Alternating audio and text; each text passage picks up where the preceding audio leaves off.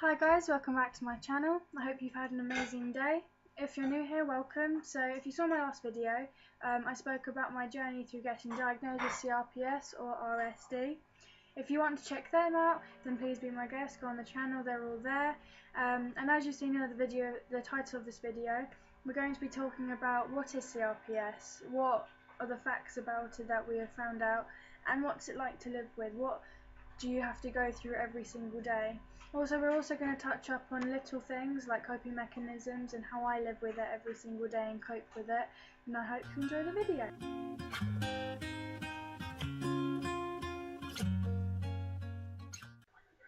Chronic regional pain syndrome is usually described as pain lasting longer than the expected amount of time after the recovery, and in my case, in my experiences, that has led for me being in pain every single day, and my fracture has healed, but my brain signals send messages through my nervous system and into my foot saying that the fracture is still there, and that means that my foot has cut it off completely, thinking that I do not have the foot anymore, but it still causes pain every single day because the brain signals have not stopped telling my foot that there is no fracture.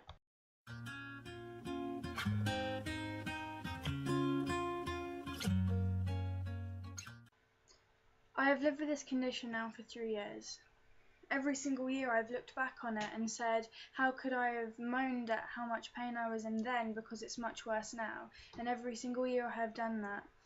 This is my 3rd year. Every single day I wake up till every single night I go to bed, and even during the night I feel like I'm on fire. I feel like I am burning, like someone has got a blowtorch against my skin, and that is absolute hell. When you're trying to describe to people what you're going through, it's very difficult because they think you're either going over the top or it's just not possible. You don't know what it feels like to be on fire. Sometimes it feels like you're having kettle water burnt on your skin, and that is difficult to explain. No one can physically understand what that feels like to have it 24/7 hours of a day. Sometimes it gets so bad that you feel like you're having knives dragged through your skin. Sometimes you feel like your ribs are being pulled through your back and your spine, and that is very difficult to live with because you're trying to explain to people what you're going through, but in their mind it's not humanly possible.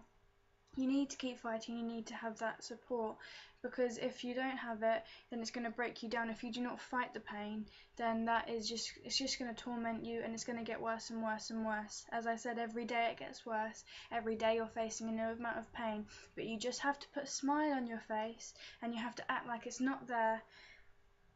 With my family, I have 30 minutes to talk. I have 30 minutes to let myself go, where I can say what I was going through, and they sit and listen, and they believe me 100%, which is absolutely amazing. And you need someone that you can talk to that will listen and that will take notes, so they know how they can. Listening is a great way of therapy. If someone listens to you, you feel like a relief. You feel like a burden's taken off your shoulders. Living with my condition means it restricts me from spending time with my family. It restricts me from going out with my friends. It restricts me from doing things I normally do. Even wearing trousers hurts because it brushes against my leg so much. No matter how tight they are, any movement that goes on to my leg kills and causes a great immense of pain. Also, even me touching my leg feels like I'm bruising myself. Whenever anyone touches their body, it shouldn't feel like you're bruising yourself, but it happens for me. Sometimes people can't touch my arm, sometimes people can't touch my face because it hurts so much. The pain is so bad that any human contact will cause pain. Sometimes it just feels like you're on fire and it's okay to cope with, which means that you can have people hug you and come near you. But when you're going through a flash, if you're going through a flare and someone comes up and touches you and you're just having to smile, sometimes it's difficult to breathe. Sometimes the pain's so bad that you can't even talk. Sometimes you can't physically move. I've had my back click into place and I can't move for a few minutes. It can last for hours, where I'm actually stuck in the same position because there's a pain, like knots in your back, and you can't move, because if you move, they almost like disperse the pain into different parts of your body. This is very difficult living with, and it's very difficult to explain to people what you're going through. It sounds unhuman, it doesn't seem normal, and how people say to me, how do you know that what it feels like when you're on fire?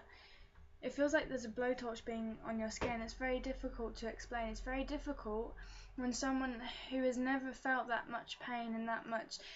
I've begged my parents to pour ice water on me when I feel like I'm on fire. That was when I first started the symptoms of CRPS. Nothing helps.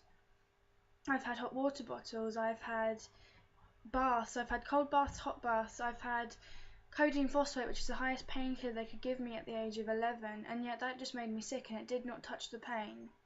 People say that the pain is fake, but in a certain amount, yes, your brain signals are sending a fake message into your body which causes pain. The pain is real, but the messages that your brain is sending aren't right. They aren't supposed to be there. No one can really imagine waking up in that amount of pain. Sometimes I wake up screaming in the night, but no one can really truly understand. If you have someone to talk to, that is one of the most key points. The key elements of me saying normal and sane is having that support and being able to talk to other people. Also, it affects your family. When you're in any condition, it will affect your family as well as much as it does you. My family aren't able to be as close as they normally are. They're not able to hug me sometimes, which is very, very difficult. Sometimes they're not even able to come near me because I'm in so much agony and pain that I can't have any human contact, and that's hard for them. It's hard for them that they can't be close with me anymore.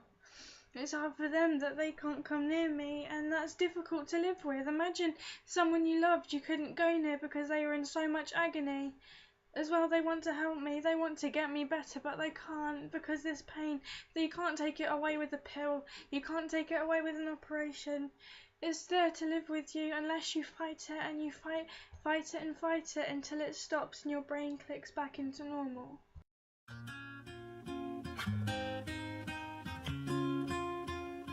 To control your CRPS, you need coping mechanisms that can give you some control over the pain because you have none. So like a square, it's equal on all sides, as you can see by the demonstration on the screen.